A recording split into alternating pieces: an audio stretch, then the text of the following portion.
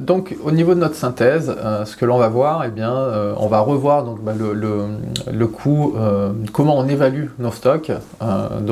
Pour tout ce qui est acquisition, donc tout ce qui est stock d'achat par l'entreprise, les stocks achetés par l'entreprise, simplement donc, pour évaluer ce stock-là, ça va être le coût d'acquisition.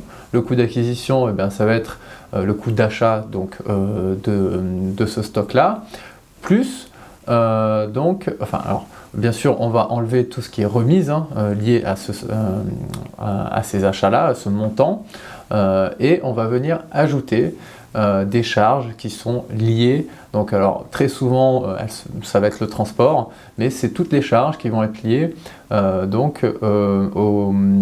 au cheminement en fait pour que le stock arrive dans l'entreprise. Donc toutes les charges qui sont engagées dans ce processus-là devront être additionnées donc à notre coût d'achat. Pour les stocks de produits finis, l'évaluation de stocks transformés et produits par l'entreprise, là pour le coup on va être sur un coût de production, et ce coût de production, on va prendre en compte les coûts d'achat des matières premières, plus tous les coûts qui sont liés donc, à ce processus donc, de transformation.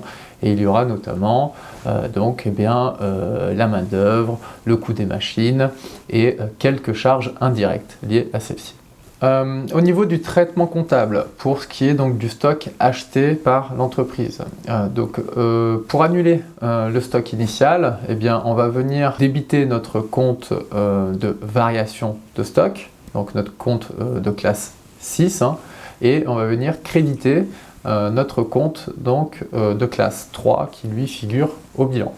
Pour constater le nouveau stock, ça va être l'inverse, donc on va venir débiter notre compte de classe 3 et créditer notre compte de variation, donc notre compte de classe 6. Pour la constatation du nouveau stock pour les stocks de produits finis, cette fois-ci, on va venir donc débiter notre compte de classe 7, notre compte de variation de stock, et créditer notre compte de classe 3, qui est notre compte de stock qui figure au bilan.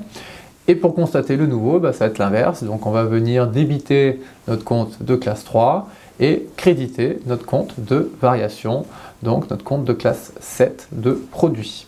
Au niveau donc de la présentation de nos comptes annuels, l'augmentation de notre stock aura un impact positif sur donc, le résultat. Et au niveau de la diminution de nos stocks, ça aura un impact négatif sur notre résultat. Vous aurez également quelques petites formules que l'on a déjà étudiées tout au long du cours, donc sur les achats consommés et sur la production de l'exercice. Donc écoutez, je vous dis à tout de suite pour maintenant les exercices.